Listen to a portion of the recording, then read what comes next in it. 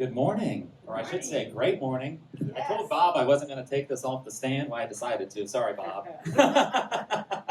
Yes, I am Joe Labor. My pronouns are he and him. And first of all, I would like to thank Pastor John Morgan for inviting me to speak today. I've been an online follower of Hope Collective, well, since practically the beginning, and have friended many of you on Facebook. You're probably like, who is this Joe Labor guy? Joe Labor. No, Joe Labor, spelled differently. I try to work hard for my money. But you're like, who is this guy? I'm sure you thought that, right? But it's finally so nice to meet you in person and to worship with all of you amazing folks this morning. My God story and how he's shown up in my life are pretty intertwined, like most of yours probably are. I've enjoyed many of the stories since the beginning and as they continue each and every week. And Jason, is that right? Your story about a plan B to a plan C to a plan D to a plan F. I used to be that guy. Now I just have a couple of plans after plan A. So hopefully this works out today in my favor for that. For the purpose of time, I'll only recap the past 5 years. If not, we'd be here all day because I love to talk. Just ask my lovely wife, Nicole, who is here with us today. In the past 5 years, this is going to go quick, so follow the bouncing ball. I tend to talk like a bouncing ball. Over the past 5 years, I've started my own business, left a 25-plus year career, left the physical walls of the church, helped raise the needed funds to successfully build and open a new animal shelter and adoption center in Sydney, Ohio, thank you, along with my wife and some great people. Left that nonprofit, started another nonprofit with my amazing wife, sold a house, bought a house less than a mile away from the house we sold, moved in, and then guess what? COVID hit. A worldwide pandemic. Oh my. Through online worship and communication, I met Pastor John Morgan at Hope Collective, along with communicating with and forming an online relationship with Michael Note, as you, of course, know as the founder of Have a Gay Day. You guys support Have a Gay Day. That's how I found out about Have a Gay Day. It's been a fun and challenging and adventurous 5 years, to say the least. One in which God has truly showed up on many occasions. Leaving the church walls 3 years ago was an easy decision to make, but actually executing it was a bit trickier. I was on the worship design team, visual arts team, volunteered with the children's ministry, including VBS. My wife was an active member of the Children's Council and taught on Sunday mornings. We were also in a small group and helped where we could and really when needed.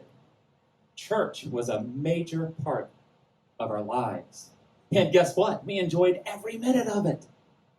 That was until the pastor started the What Does the Bible Say series. What does the Bible say about homosexuality, premarital sex, and divorce, among other topics? I've always known the Nazarene denomination proclaimed homosexuality as a sin, but it never really came up much from the stage until this series. You see, I've always believed that people were born gay, bi, trans, or straight. My parents taught me that since God created everyone, that he also loves and accepts everyone as he created them. Thank goodness for awesome parents. I was blessed. And they taught me, really, that I should do the same, lead by example. As this series was in the planning stages, and remember, I'm on the worship design team, so I'm in all the planning meetings, I started to become displaced. It was hard to plan and support something that I fully believed deep down in my heart and soul was not right. The series kicked off, and each week leading up to the topic of homosexuality, I kept finding it harder and harder to walk through the church doors, let alone be an active participant. It was as if I was being nudged by God to do something, say something, take a stand. After a few weeks, it became clear that I could no longer be a part of a church that wanted to love from a distance and pray the gay away. In my heart and gut, That was pure discrimination. Something I could not support and wanted no part of. Before officially leaving the church walls, one of my good friends from church introduced me to what he called a laid-back, cool surfer dude from California. His name, Rob Bell. He recommended I listen to his podcast called The Robcast. I immediately went home and dove into all things Rob Bell, which I tend to do, right, Nicole? I immerse myself in things. And quickly found out that Rob Bell and I shared many beliefs about life, religion, and homosexuality. After I officially left the church, I told my friend that his introduction to Rob Bell changed my life, and that I fully believe God told him to tell me at the exact time I needed it the most. I still continue to listen to the Robcast and have been blessed to hear him speak in person a couple of times. In the meantime, I was trying to find a church locally. We're from Troy, just up the road from Dayton, that shared my common belief of respect, love, and acceptance. My search came up empty until I found Pastor John Morgan at a church called Hope Collective in Dayton, Ohio. Yes, you can cheer for that, my friends. That's you guys. I quickly went to your Facebook page and website to find an address for worship. And of course, as you know, at that time, there wasn't an address. No physical address for worship. So like everyone else here today, I started following you online and watching the services. I was hooked and truly blessed. I literally got chills of joy and hope when I heard your amazing hashtag. Let's all say it together. You are loved. Wow. Between the Robcast and your weekly services, my soul and spirit awakened again. Another sign that God is in control and has our backs, our fronts, and both sides. Then through my online connection with Pastor John at Hope Collective, I was introduced to Michael Note of Have a Gay Day. Another God moment.